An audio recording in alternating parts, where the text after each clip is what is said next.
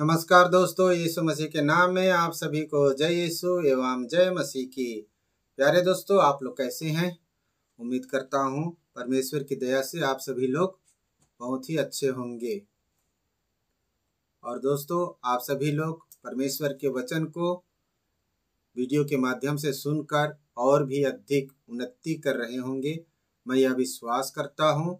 और आप लोगों को मेरे माध्यम से प्रभु के वचन को जानने और समझने में मदद भी मिल रही है, मैं यह उम्मीद करता हूँ। तो दोस्तों, आप लोग के पास जब भी प्रभु का यह वचन पहुँचने पाए, आप लोगों को परमेश्वर का यह वचन अच्छा लगा या नहीं लगा, आप लोग कमेंट करके ज़रूर बताइएगा, जिससे कि हमें भी उत्साह मिले, हमें भी प्रोत्साहन मिले कि हाँ, हम भी परमेश्वर के वचन के बारे में कुछ जान रहे हैं और सीख रहे हैं। दोस्तों, यदि हम कहीं गलत होंगे तब भी आप लोग कमेंट करके हमें बताइए, ताकि हम भी परमेश्वर के वचन में आगे बढ़ सकें। तो प्यारे दोस्तों, आइए हम लोग आज का वचन को शुरू करते हैं। दोस्तों, आज मैं परमेश्वर के वचन में से आप लोगों को कुछ परमेश्वर का एक अनोखा प्यार को बताना चाहता हूं। आप सभी लोग जानते हैं दोस्तों कि परमेश्वर हम सबसे इतना ज्यादा प्यार किया कि उसने हम लोगों को बचाने के लिए अपने प्रिय पुत्र प्रभु यीशु मसीह को भी बलिदान चढ़ा दिया। हम यह सभी जानते हैं, लेकिन दोस्तों, हमारे परमेश्वर का जो प्रेम है उसे कोई वर्णन नहीं कर सकता है, उसका कोई व्याख्या नहीं कर सकता है।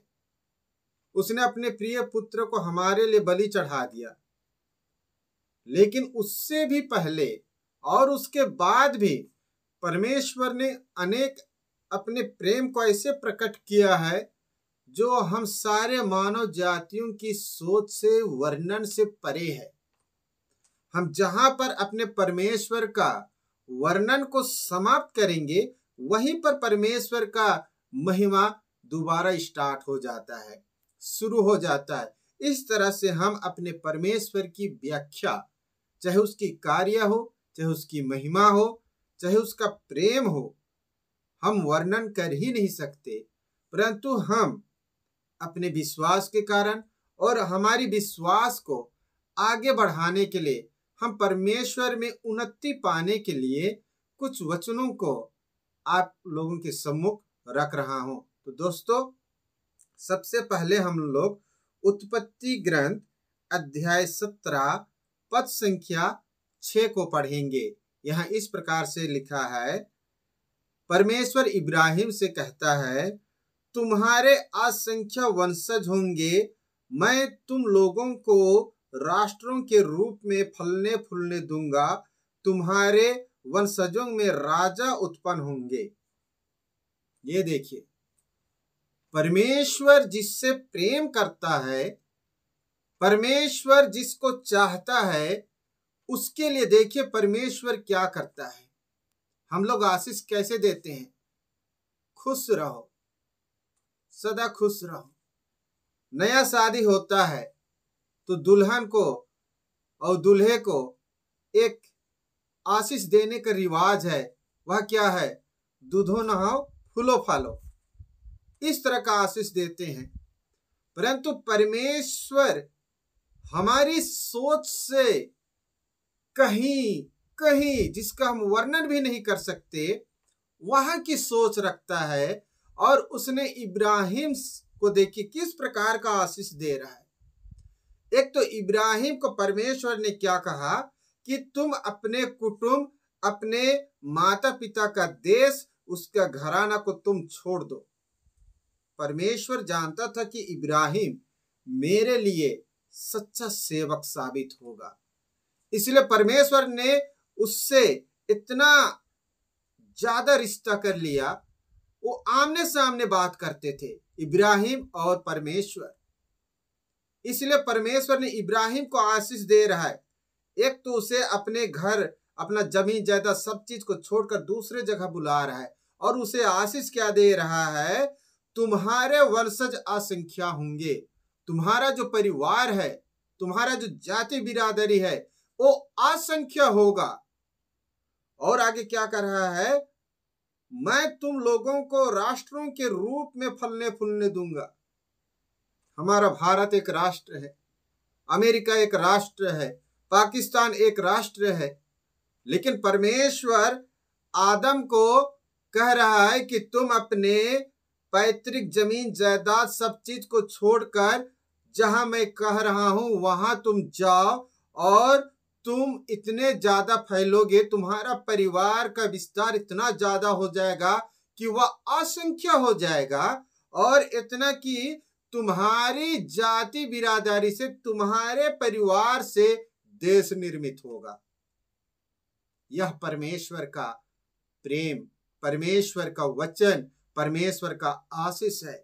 आगे क्या कह रहा है, तुम्हारे वंशजों में राजा उत्पन्न होंगे। हालेलुया। इस समय इब्राहिम एक यात्री है। परमेश्वर ने उससे कहा तुम उस जगह जाओ, अपना जमीन जायदाद, अपना घर बार सब चीज छोड़कर, और परमेश्वर वहां उन्हें आशीष दे रहा है। देखिए कि तुम्हारा परिवार जहां मैं भेज रहा हूं वहां पर असंख्य होगा, तुम्हारे परिवार से देश निर्मित होगा, और तुम्हारे परिवार में ही राजा उत्पन्न होगा। यह परमेश्वर का प्रेम है। इसलिए दोस्तों मैंने जो टाइटल डाला, परमेश्वर का अनोखा प्यार, यह तो दोस्तों केवल नाम मात्र है। आगे हम लोग देखते हैं परमेश्वर ने किस तरह से हम लोगों के लिए भी, जितने भी विश्वासी भाई बहन हैं, सबके लिए परमेश्वर का एक अनोखा प्यार है। वह अपना प्यार को बहुत ही विस्मय तरीका से हमारे सामने में रखता है, प्रकट करता है। इसे हम लोग जानेंगे दोस्तों निर्गमन ग्रंथ में। दोस्तों जब निर्गमन ग्रंथ में हम लोग पढ़ते हैं कि इस्राएली प्रजा जब मिस्र देश से निकलकर मरुभूमि में जा रहा था, तब उन्हें क्या लगता है, भूख लगता है, उन्हें प्यास लगता है। उन्होंने परमेश्वर की दुहाई दी। परमेश्वर जानता है कि उसके बच्चे भूखे हैं। परमेश्वर हमें इस संसार में भेजा है, परमेश्वर इस संसार में हमें उत्पन्न किया है अपनी महिमा के लिए। इसलिए परमेश्वर ने 40 वर्ष तक उन सारे इस्राएली प्रजा को मन्ना के रूप में रोटी प्रदान करता है, और बटेर चिड़िया के रूप में उन्हें मांस प्रदान करता है। स्वयं मरुभूमि में वह चट्टान बनकर खड़ा हो जाता है, और जब मूसा उस पर लाठी से प्रहार करता है, परमेश्वर कहीं का जल को बटोर के उन्हें प्रदान नहीं करता, परंतु परमेश्वर से स्वयं जल निकलता है। वचन क्या कहता है, मैं तुम्हारे सामने चट्टान बनकर खड़ा रहूंगा, तुम उस चट्टान पर प्रहार करोगे, वहां से जल धारा फूट निकलेगी। हालेलुया। दोस्तों परमेश्वर आपको कहीं भी भूखा प्यासा नहीं रखने वाला। यदि परमेश्वर ने आपसे प्रेम कर लिया, आपने परमेश्वर के सामने अपने व्यवहार, अपने आचरण को ऐसे प्रकट कर दिया कि परमेश्वर को यकीन हो गया कि हाँ, ये मेरा बेटा चाहे कुछ भी हो जाए, अब मेरी महिमा के लिए अपना जीवन को दांव पे लगा देगा। जिसे मैंने उन्हें गिफ्ट दिया है, वो अपने जीवन की परवाह नहीं करेगा मेरी महिमा के लिए। परमेश्वर आपको ना कभी भूखा सोने देगा, ना कभी प्यासा। उस मरुभूमि में कहीं मरुस्थल नहीं था, परंतु परमेश्वर ने उनके लिए भोजन की व्यवस्था किया, उनके लिए मांस की व्यवस्था किया, उनके लिए पानी की व्यवस्था किया। रात में चलने के लिए परमेश्वर स्वयं आग का खंभा बन जाता था, उन्हें रास्ता बताता था कि इस तरफ जाना है, इस तरफ से हमें जाना है, कहकर इस्राएली लोग उस प्रकाश के खंभा को देखकर जानते थे। तो यह है परमेश्वर का प्रेम। दोस्तों जब परमेश्वर आपसे प्रेम करता है तब परमेश्वर आपके साथ और भी एक कार्य करता है, और वह है दोस्तों, इसे हम लोग नबी दानियल के ग्रंथ अध्याय 3 में पढ़ेंगे। दोस्तों, नबी दानियल के बारे में आप सभी लोग भली भांति से जानते हैं कि नबी दानियल और उसके साथ में जो उसके दोस्त थे, सब के सब अपना जीवन को परमेश्वर के लिए दांव पे लगा दिया। उन्होंने कभी नहीं सोचा कि राजा हमें इस तरह से सताएगा, इस तरह से हमें मार डालेगा। उन्होंने कभी परवाह नहीं किया, और उन्होंने हंसते हंसते परमेश्वर के महिमा के लिए अपने जीवन की, अपने शरीर की आहुति दे दी। आइए दोस्तों, हम उसे पवित्र वचन के माध्यम से पढ़ते हैं। यहाँ इस तरह से लिखा हुआ है, दानियल का ग्रंथ अध्याय 3 पद 22 और 24 में। यहाँ इस तरह लिखा है, राजा के दुराग्रह के कारण भट्ठी की आग इतने जोर से धधक रही थी कि जिन आदमियों ने शाद्रक, मेशक और अबेदनगो को उठाया था वे भस्म हो गए। देखिए, परमेश्वर क्या करता है जब आपसे प्रेम करता है। शत्रु आपके ऊपर हर तरफ से हमला करेगा। जिस तरह से आजकल की माहौल है, जिस तरह से हम सारे विश्वासियों को प्रभु यीशु मसीह के नाम से सताया जा रहा है, वैसा ही दोस्तों पहले भी हमारे प्रभु के साथ यही होता था। राजा, महाराजा, चाहे मंत्री हो, राजनयिक अधिकारी हो, सब के सब प्रभु यीशु मसीह के नाम से जितने भी उसकी प्रजा होती थी, जो लोग भी प्रभु के विश्वास में आते थे, उन लोगों के ऊपर इसी तरह से सताव होता था।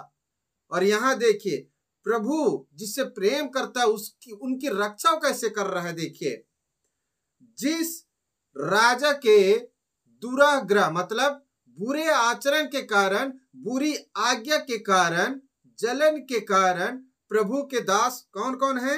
शाद्रक, मेशक, अबेदनगो और बेलशास्सर। किसको कहा जाता है? ये दानियल को। ये 4 हैं प्रभु के अडिग, विश्वास में अडिग। इनको क्या किया जा रहा है? आग की भट्टी में डाला जा रहा है। क्यों? क्योंकि राजा नबूकदनेस्सर ने एक क्या बनवाया था? सोने का मूर्ति।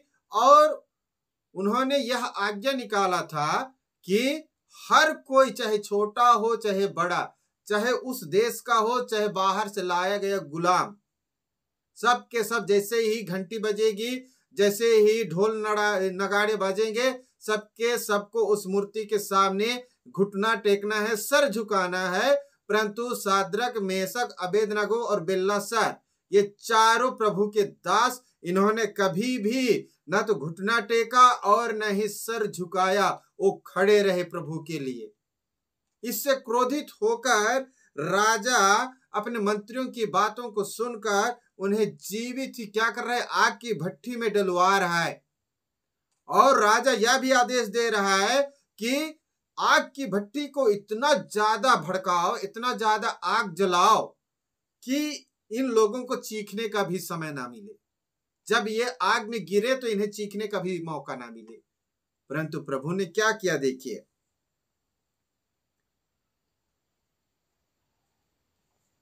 वे भस्म हो गए। और जो लोग शाद्रक, मेशक और अबेदनगो को पकड़ा था, उठाया था, इस तरह से हाथ पैर को पकड़ के, ताकि उन्हें हिलाए और आग की भट्टी में क्या करे? फेंक दे। उल्टा उन्हीं लोग क्या हो गए? परमेश्वर के क्रोध के कारण जलकर भस्म हो गए। हालेलुया, परमेश्वर की महिमा हो।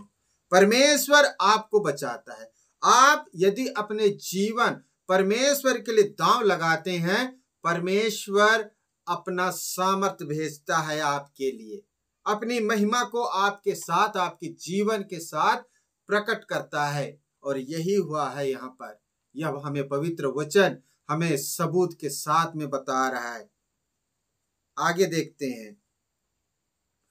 और साद्रक, मेशक और अबेदनगो तीनों बंधे बंधाए धधकती भट्ठी में गिर गए। जो पकड़े थे, 3 जने को पकड़े थे, मतलब 6 जने उन्हें पकड़े थे, या क्या पता एक एक हाथ को एक एक आदमी पकड़ा होगा। तो इस तरह से 4, 8, 12 आदमी एक साथ जल गए वहां पर।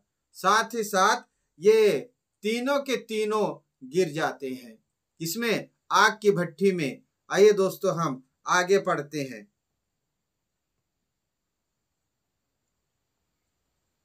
और दोस्तों, जब ये लोग आग की भट्ठी में गिर जाते हैं, परमेश्वर अपनी महिमा को वहां प्रकट करता है। स्वयं परमेश्वर साद्रक, मेशक और अबेदनगो के साथ में आग की भट्ठी में घूम रहा है। तब आचार्य क्या कर रहे, देखिए। आचार्य खड़ा होकर प्रार्थना करने लगा और उसने आग की लपटों के बीच यह कहना आरंभ कर दिया। जब वो देखा कि हम तो आग की भट्ठी में नहीं जल रहे हैं, हमें कुछ भी नहीं हुआ है, ना हमारा बाल तक नहीं सिकुड़ा है, वो क्या कर रहा है? परमेश्वर का भजन कर रहा है। जिसने अपना जीवन दांव लगाया, आज वही उसका क्या किया, परिणाम को पाया। दोस्तों, आग एक ऐसी चीज है जो हर एक चीज को जलाकर राख कर देता है। और यहां साद्रक, मेशक और अबेदनगो तीनों के तीनों मजे से घूम रहे हैं। वो देखे, शुरू में तो लगा होगा उन्हें भी डर कि भाई ये तो आग है, क्योंकि उनके साथ में और जो लोग थे पकड़े थे, उन लोग तो जलकर राख हो गए। लेकिन ये लोग भी चिल्लाते हुए गिरे होंगे, बचाओ बचाओ प्रभु करते हुए। लेकिन जब गिरे नीचे आग की भट्ठी में, थोड़ी देर तो उन्हें भी लगा होगा कि इधर जल रहा है, इधर जल रहा है करके। लेकिन बाद में एहसास हुआ, ये क्या, हाँ ये क्या, कहने लगे होंगे, अपने आप को देखने लगे होंगे, एक दूसरे को देखने लगे होंगे, ए भाई तू भी नहीं जल रहा है, ए भाई तेरे को भी कुछ नहीं हुआ है। क्या नहीं हुआ? कुछ भी नहीं हुआ। चलो घूमते हैं। आग की भट्ठी में क्या कर रहे हैं उन लोग? घूम रहे हैं। देखो क्या लिखा है 24वां पद में, ईश्वर की स्तुति गाते हुए और प्रभु का गुणगान करते हुए वे लपटों के बीच टहलने लगे। हालेलुया! ये है प्रभु की ताकत, ये है हमारे परमेश्वर की महिमा, यह है हमारे प्रभु यीशु मसीह की सामर्थ। आग के बीच में मस्त मजे से घूम रहे हैं। राजा सोच रहा होगा सब जल गए होंगे, मंत्री सोच रहे होंगे जिन्होंने षड्यंत्र रचा, वो भी सोच रहे होंगे, गए यीशु यीशु कह रहे थे, यहोवा यहोवा कर रहे थे, परमेश्वर कह रहे थे, सब खत्म। लेकिन दोस्तों, वो तो मजे से परमेश्वर के साथ आग की भट्ठी में क्या कर रहे हैं? टहल रहे हैं। और ये परमेश्वर की क्या कर रहे हैं? महिमा कर रहे हैं। हालेलुया! प्यारे दोस्तों, ये है हमारे परमेश्वर की सामर्थ। दोस्तों, आइए हम लोग इसी कड़ी में परमेश्वर का एक अनोखा प्यार और भी देखते हैं, और वो भी है दोस्तों नबी दानियल का ग्रंथ अध्याय 6 पद संख्या 17।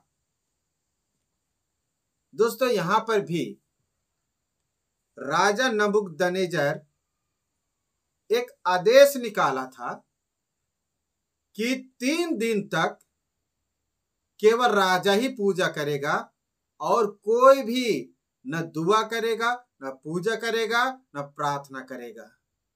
परंतु दानियल क्या कर रहा था?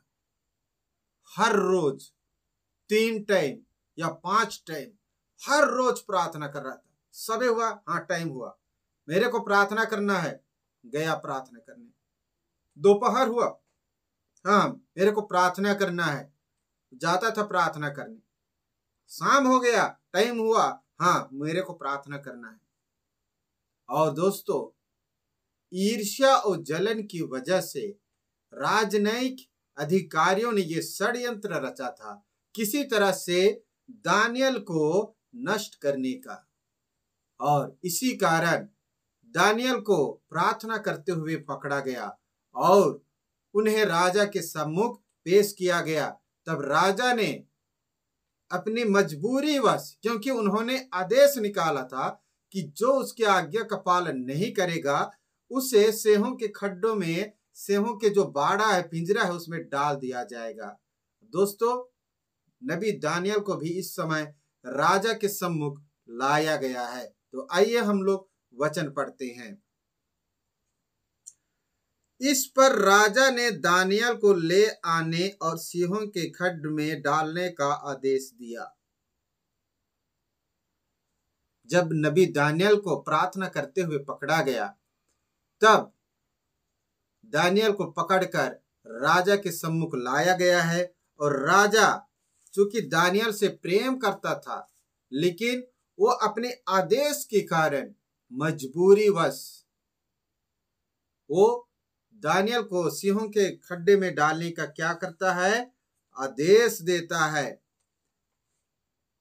और देखिए, नबूकदनेस्सर परमेश्वर का भाई मानता था, क्योंकि पहले भी उसने परमेश्वर को स्वीकार किया था, परंतु यहाँ उसकी आदेश उसको मजबूर किया। लेकिन जब दानियल को खड्ड में डाला जा रहा है, उसने आदेश दे दिया है, तब देखिए वह दानियल से क्या कह रहा है। उसने दानियल से कहा, तुम्हारा ईश्वर जिसकी तुम निरंतर सेवा करते हो तुम्हारी रक्षा करे। हालेलुया, परमेश्वर की महिमा हो। नबी दानियल कभी भी ये नहीं सोचा कि राजा ने क्या आदेश निकाला है।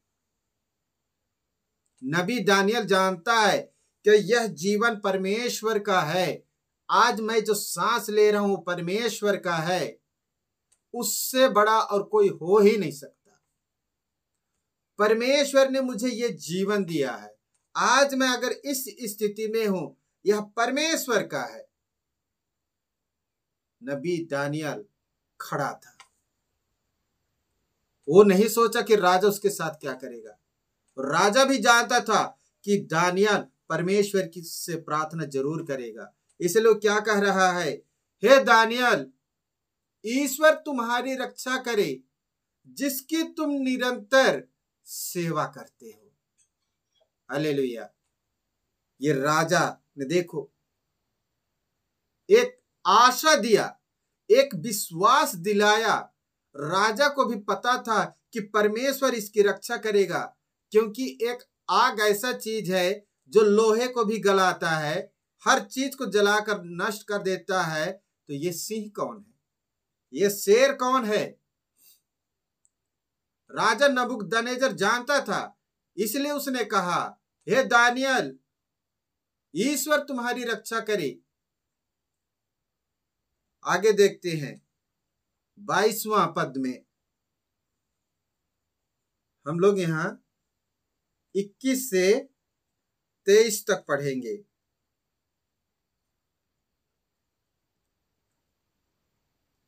राजा ने आदेश दे दिया। क्या किया है राजा ने? आदेश दे दिया। अब सोच रहा है क्या होगा क्या नहीं, क्या होगा क्या नहीं।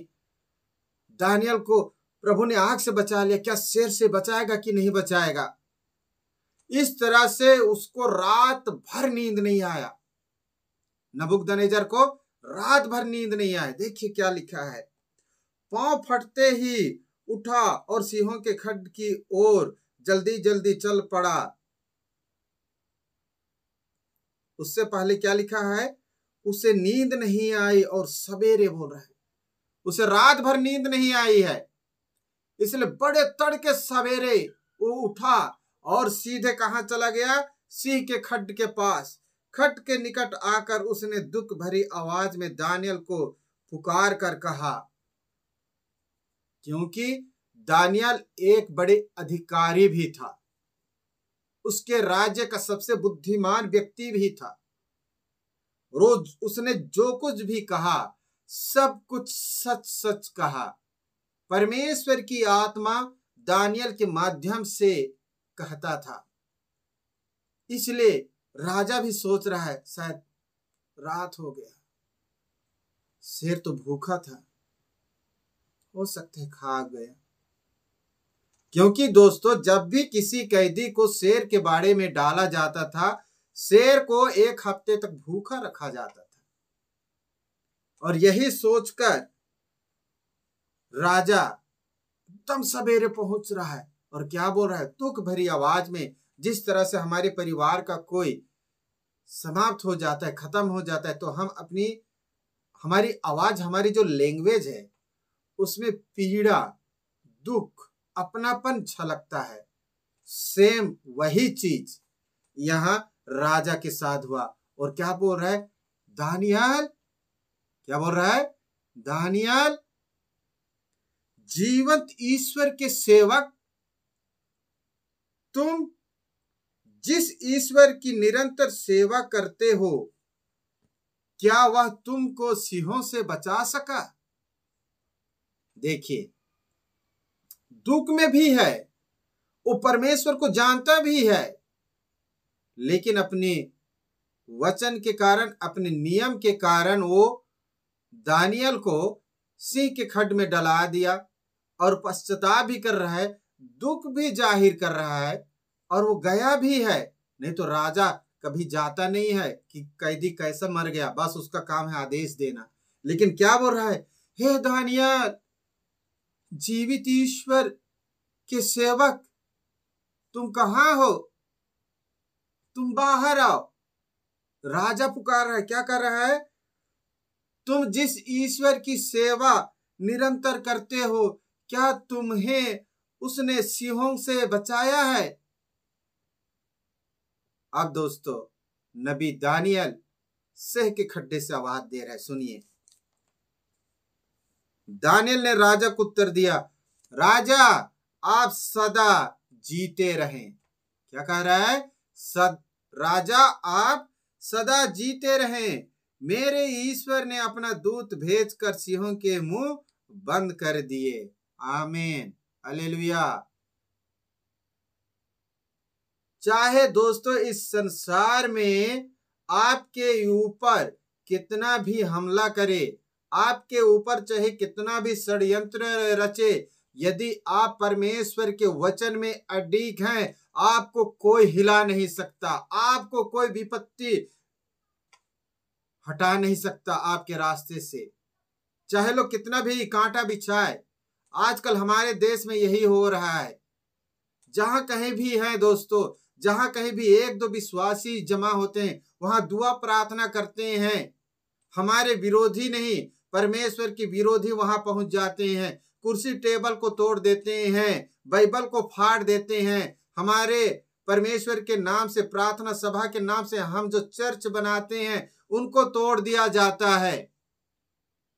परंतु यदि आप अडिग हैं, परमेश्वर ने आपके लिए एक ऐसा मंदिर बनाया है जो ना ईंट से बना है, ना पत्थर से बना है, वो बहुमूल्य कीमती हारों से बना है, कीमती रत्नों से बना है, जिसे दोस्तों हम लोग प्रकाशन ग्रंथ या प्रकाशित वाक्य में पढ़ते हैं। इतना भारी भरकम, इतना कीमती रत्नों से आपके लिए एक नया महल, एक नया यरूशलेम, एक नया स्वर्ग राज बना हुआ है। आप लोग दानियल नबी की तरह अडिग रहिए। कोई भी आए, बिल्कुल परमेश्वर की महिमा के खातिर अपने आप को प्रस्तुत कर दीजिए। यदि आपसे सवाल पूछा जाए, क्या तुम उद्धार पाए हुए व्यक्ति हो, आप कहिए, हाँ, मैंने उद्धार पाया हुआ जीवन, उद्धार पाया हुआ व्यक्ति आपके सम्मुख खड़ा हूं। मैं परमेश्वर की महिमा करता हूं। मैं प्रभु यीशु मसीह को अपना उद्धारकर्ता मान लिया है, स्वीकार कर लिया है, और वही मेरा परमेश्वर है, वही मेरा प्रभु है। दोस्तों, आपका यही विश्वास उन सारे दुश्मनों को आपके सम्मुख से हटा देगा।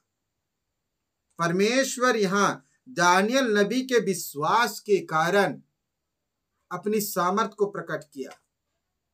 आपका विश्वास परमेश्वर का वचन को आपके सम्मुख कार्य करने के लिए प्रेरित कर देगा। इस तरह से परमेश्वर ने अपने अनोखे प्रेम, अपने महिमा को नबी दानियल के सामने प्रकट करके हम सभी को प्रेरित करता है कि मैंने तुम्हारे लिए एक अनोखा प्रेम संजो कर रखा है। मैंने तुम्हारे लिए अपना प्यार को एक अनमोल तोहफे के रूप में पैक करके रखा है। मुझे उस तोहफे को, उस गिफ्ट को आपको देना है। बस तुम सच्चे दिल से मांगो, बस तुम सच्चे विश्वास के साथ मांगो और उस उपहार को अपने जीवन में ग्रहण करो। प्यारे दोस्तों, आप लोगों को प्रभु का यह वचन कैसा लगा? उम्मीद करता हूं आप इस वचन के माध्यम से बहुत ही आशीषित हुए होंगे। प्यारे दोस्तों, यदि आप नए हैं तो मेरे चैनल को सब्सक्राइब जरूर कीजिएगा, लाइक कीजिएगा। धन्यवाद। प्रभु यीशु मसीह की आशीष आप सभी को मिलती रहे। आमीन।